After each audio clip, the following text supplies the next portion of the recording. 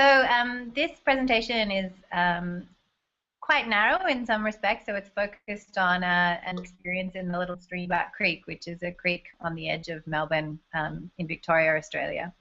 And I'm an economist, so it's very much focused on the design of incentives in order to encourage the kind of adoption that we were just talking about.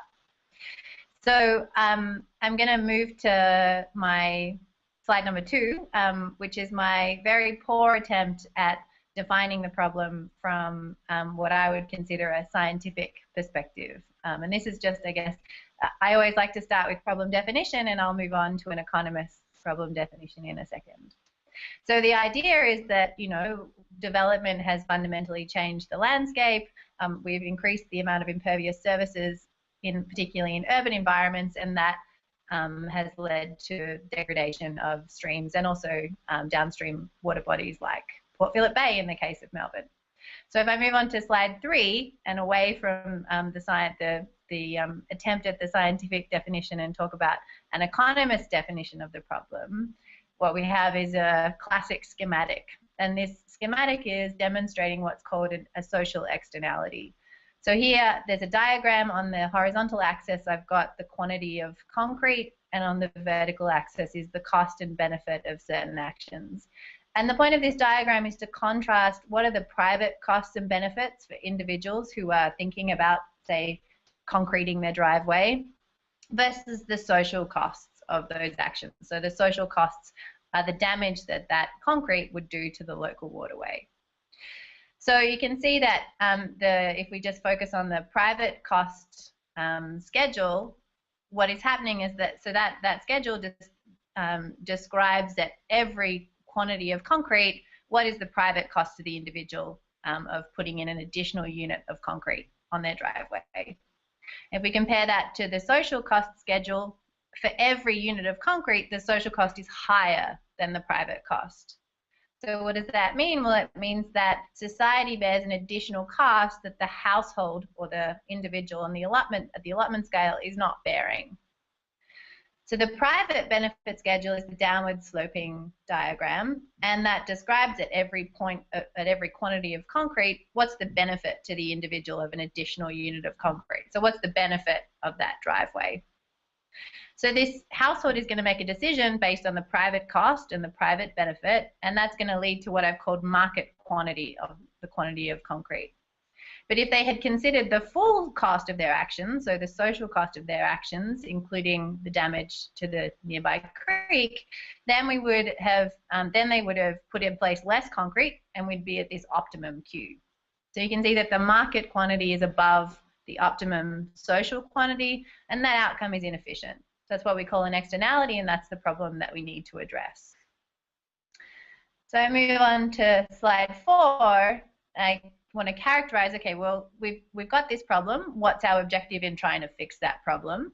And as an economist, I would say, well, what we're trying to do is align private incentives with the social interest. So we want that person who's making the decision about the driveway to think about not just the private cost, but the social cost of their actions. Another way of framing that is just that we want to provide efficient levels of public goods.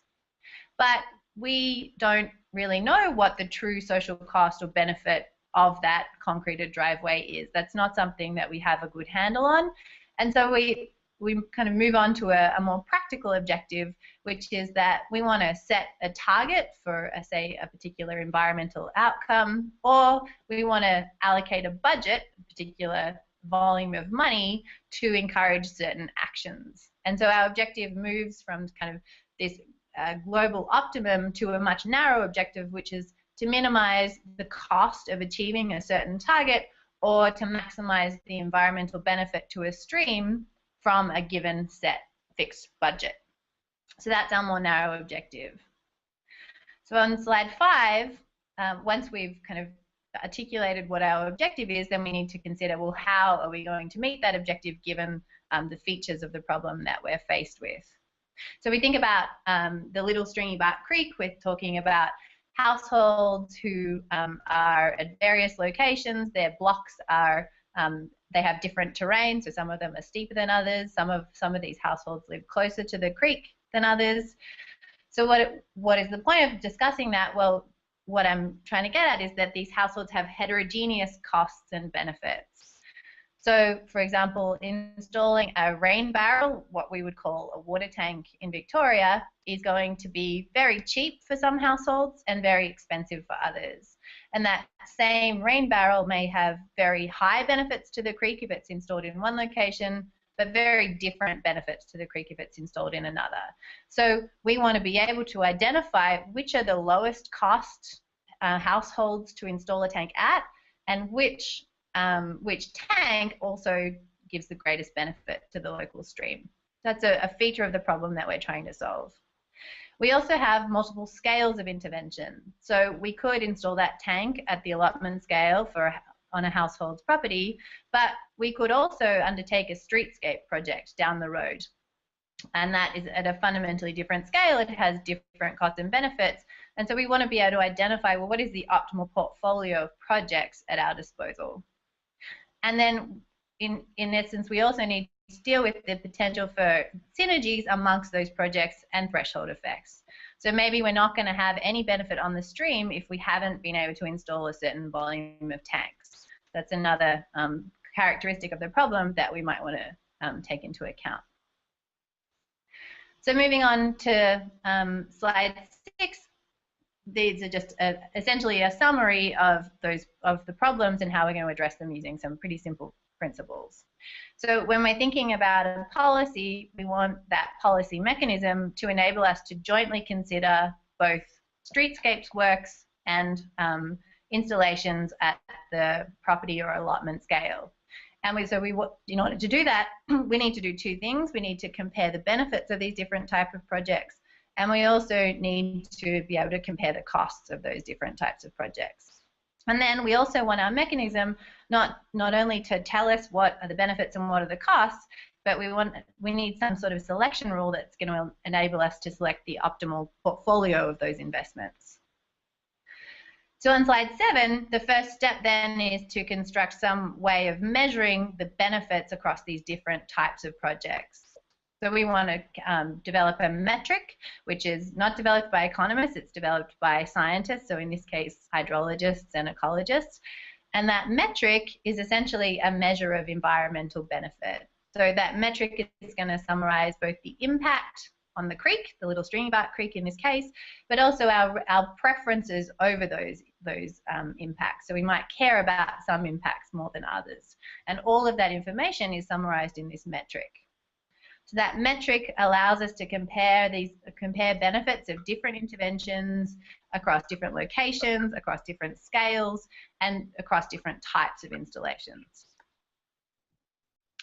On slide 8, so we've now, if we understand what the benefit side is, we now need to understand what the cost side is. And this is where economists kind of come into their own. So if we think about streetscape scale projects, we might think that local governments might have a good sense of what does it cost to undertake a particular project. So they're relatively well known, those costs. But at least before you start a project like Little Stringybark Creek, we don't have much of a sense of, well, what are the private costs? What does it cost a household to install a tank at a particular location? So the cost of installing a tank on a particular block, that's a private cost, and we would say that that private cost is hidden from the decision maker. It's not known. So a mechanism like an auction does two things. So first of all, it asks people to tell us what their costs are, so that's one characteristic of an auction, but it also, because it provides a bit of competitive pressure for households, it encourages households to reveal that cost truthfully. So we can certainly just go and ask households, well, how much would it cost to put a tank on your land? But they have an incentive to tell us that it costs a little bit more than it actually does. So they have an incentive to shade and ask for a bit more money than they actually would be willing to accept. And so that's the second important feature of an auction mechanism, that it encourages households to be truthful in their revelation. So on slide 9, an auction is not an auction is not an auction. So there are many different types of auctions, and in the Little Stringybark Creek, we narrowed the field down to basically 2 potential types of auctions, and each auction faces households with a different set of incentives. So on the left is just a picture of a discriminatory price auction. In these auctions, so if I put in a bid, I say, well, I will install a tank that is associated with a certain volume of environmental benefit units, so that's our metric, and I would like $100 in order to do that. If I win, if I'm successful in that auction, I will be paid that $100. So you get paid what you bid if you're successful. But then there's also another type of auction called a uniform price auction, which is slightly different. And in a uniform price auction, everybody gets paid the same price. So even if I bid $100 for that tank, I might get paid more than that if I'm successful. And in fact, if I am successful, I'll get paid at least that $100. So these are the differences, the relative benefits of these types of auctions are something that auction theorists talk about endlessly. But for our purposes, what we thought was important is that households would be revealing to us their information truthfully. So they would be truthfully telling us what their actual costs of installing rain tanks were. So because of the properties of this uniform price auction, so where everybody gets paid the same price, we decided to go with that auction in the Little Stringybark Creek. So once we've decided on the auction format, but we need to then work out, well, how are households actually going to participate in this auction? What information are they going to tell us? And you can imagine that even on the one property, there are many, many options for a single household. They can install a single tank, they can install a rain barrel, they can install a rain garden, or they can install various combinations of those installations. And each of those will have different costs. So there's lots of different buckets that households could choose to bid on. So on slide 11, what we allowed households to do in the Little Stringybark Creek in Stormwater Tender Mark 1, so this is the first time we ran an auction in Little Stringybark Creek, is we allowed households to submit bids on lots of different packages of interventions. And so what we would just do is order those interventions in terms of the relative price. So on the schematic on slide 11, on the vertical axis you just have price, so that's dollars per unit of environmental benefit, which is just price. And then on the horizontal axis you have those environmental benefit units or quantity. You can just see that those bids are ordered, are arranged in order of increasing quantity. So that households could submit multiple bids, and then what the way that the auction works is that we take all those bids, we order them in terms of price, and then we construct this supply schedule. So on slide 12, what I'm showing is the actual results of Stormwater Tender Mark 1. So this is the first time we ran an auction in the Little Stringybark Creek. So there's 3 curves on this diagram, and I want to focus on the aggregate supply curve. So that's the dashed line that's to the right of the other curves. So this aggregate supply curve, that is a combination of the supply both from households and also from streetscape scale projects. So using the supply curve, we can order the projects, all of the projects, both the streetscape and the private projects, in order of price, and then we can select out of all of those sets of projects what are the most cost-effective interventions to undertake. And you'll see that there's effectively a diamond, and that diamond is indicating the point at which the project's budget, so we had a fixed budget for this project, is actually exhausted. So that identifies the price per unit of environmental benefit that all households will receive in this auction. And then if we trace that line, that's the horizontal line that's attached to that diamond back to the private supply curve and the public supply curve, we'll identify which projects are successful in both the public sphere and the private sphere. So the idea behind this method is to say, well, we don't care whether projects are public or private. What we care about is the total benefit and spending our budget well. So let's pick the best projects out of the public and the private and fund those projects. So that uniform price auction has attractive properties. As I said earlier, it encourages households to be truthful about what are the costs to them of say, installing a rain tank. But what we noticed is that in this auction, there was potentially some misunderstanding on the part of participants. So although the uniform price auction in theory has these attractive properties, perhaps households didn't actually understand what their true incentives were in this mechanism. So on slide 13, what we're showing is potentially evidence that households were overbidding in this auction. So what happened was that we used this supply curve method to identify the uniform price. So on slide 13, that's represented by the solid line. And all of the points here are bids, particular bids from householders. And everybody who was below that, who had bidded below that price, was successful in the auction. What we then did was we went back to the unsuccessful bidders and said, well, hey, this is what other people are being paid. Would you accept this price for installing your tank? And so the the triangles in that figure are instances where households said, yes, okay, well, that's not what I bid for, but I'm happy to accept that price. So the point of this figure is basically just to point to the fact that those households may have been overbidding, and so the auction mechanism may have been a bit too complex. So we learned from that, and we went on to implement Stormwater Tender Mark II. So on slide 14, just introducing, so this is a second auction that occurred after the first auction, and it's a slightly different format. So it's what's called an open ascending price auction. So the way that the auction works is outlined on slide 15. So the idea is that all households in the area who could participate in this auction are notified that it is going to start, and expressions of interest are sought.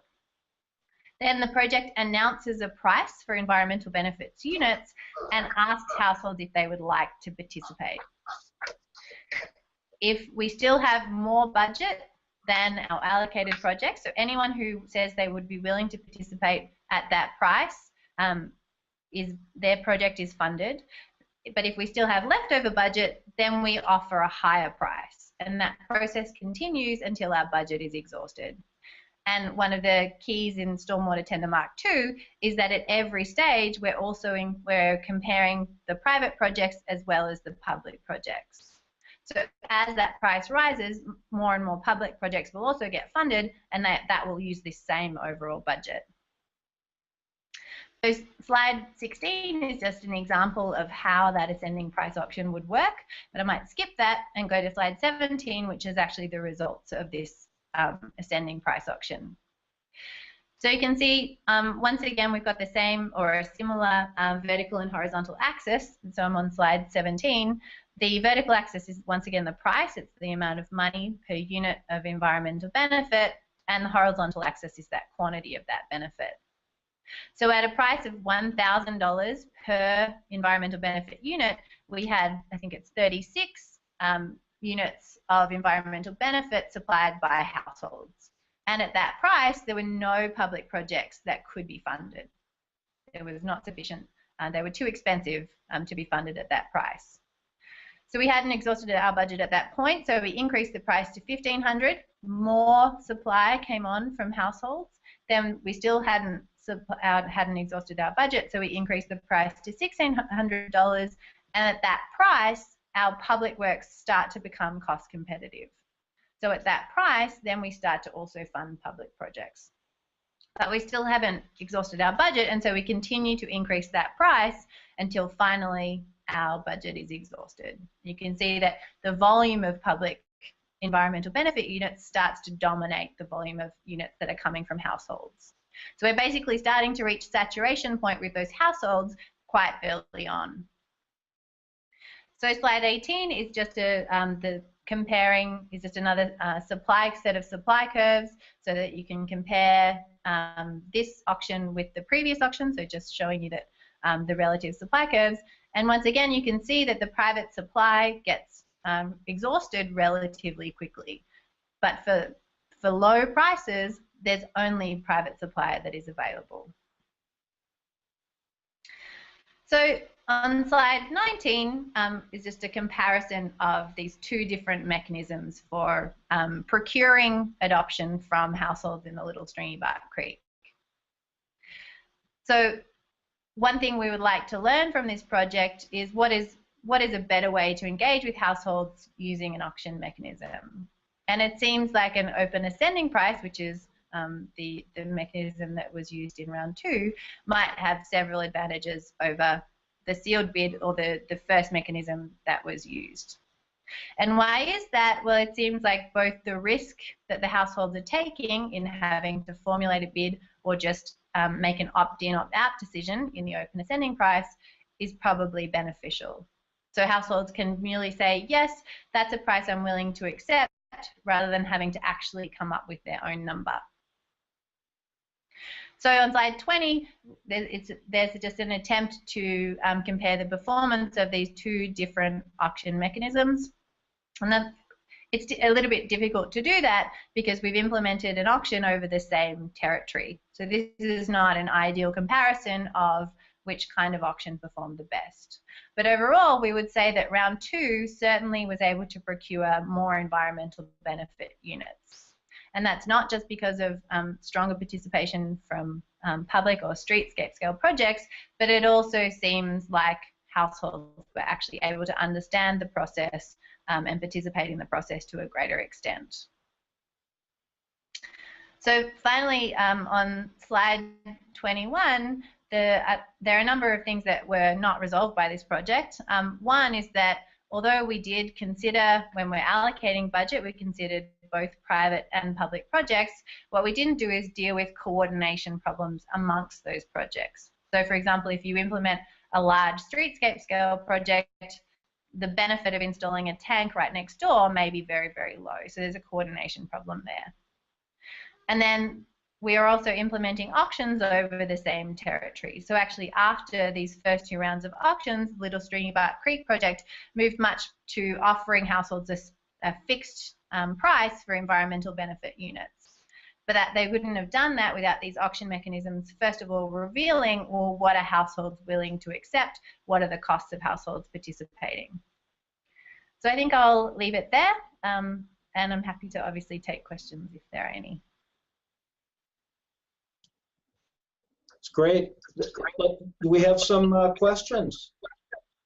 Yeah, and Andrea, this is Stan. I really enjoyed your presentation. I thought it was super interesting. Can you answer 2 questions? One is, what was the total budget that you were working with? And I recall that was coming from Melbourne Water, so it would be nice to know, you know, if it was all coming from Melbourne Water, and how, you know, how reproducible that would be both within Victoria and elsewhere. I guess that's the first question. And the second question, the saturation that you observed at 133 or 31 households in your second round, I'm just curious to unpack that a little bit more. Is that due to you sort of you got all the early adopters, or you know, was that all of the houses that have the kind of environmental benefit scores that you know would have allowed this to work? Or anyway, if you could elaborate on those 2, it'd be great. Thank you. Sure. So actually, off the top of my head, I can't recall what the budget for the stormwater fund, so the round 2 was, but the budget for round 1, that auction, was $300,000. So out of that, I've got some numbers here. There were 71 rain barrels were installed and 7 rain gardens got installed, and these are all on allotments for households. So all of those interventions came from about 101 bids, so about 54 of those bids were actually successful. So that's for round 1. In terms of the saturation, I think my understanding, I've been less involved with the project as it's moved forward into just using a fixed price type mechanism. But given that they have had a lot more, they have continued to have adoption in the same area, I don't think it's a global saturation, if you like. I think it was saturation for this time and for this mechanism. So clearly households have a lot on their minds, they're doing a lot of things, and I think for that particular time we had reached saturation, but subsequent engagement was certainly successful. So there were still more people who were willing to adopt for that price. Andrea, this is David. Go ahead, Stan. No, I'm done. That was wonderful. Thank you. So, Andrea, kind of a two-part question. One of the things embedded in your presentation, really terrific, is that there are certain benefits that are sort of synergistic. That, in other words, if you could introduce things in a certain predictable sequence from upstream to downstream in the watershed, presumably, you would get maximum benefit. And that also there's synergies not only in terms of the users or the adopters, but in terms of the sort of the sequence of innovations that might be adopted. I was wondering if you might maybe amplify that a little bit. What are some of your thoughts about looking forward and extending what's been learned in Little Stringybark to things that we need to keep in mind in terms of maximizing benefits, minimizing costs, and acquiring the best synergistic benefits possible? So, I mean, I guess I'm best placed to answer that from a auction design perspective, I guess, rather than any other perspective. So it's a very challenging problem, and it's one that occurs in a lot of auction settings. So one thing that you could do when you have this ascending price auction type format is that you can continuously update your calculation of the relative environmental benefit of each project. So as you're going, when you reassess new bids, then you reassess them relative to the projects that you have already funded. So that's one way of doing it, but that's still not going to solve the kind of larger coordination problem, which is that of all the possible projects, we want the best set of those projects. So in part that comes from the design of the metric, and it could also come from, I guess, greater coordination amongst the bids. So if you had a system where households were able to make a series of different types of bids, and the auction mechanism could then select amongst all of those bids, including the streetscape project, the optimum allocation.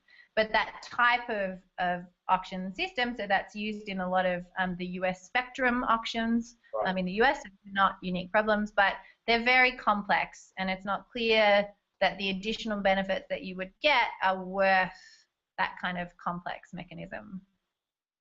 Thank you very much.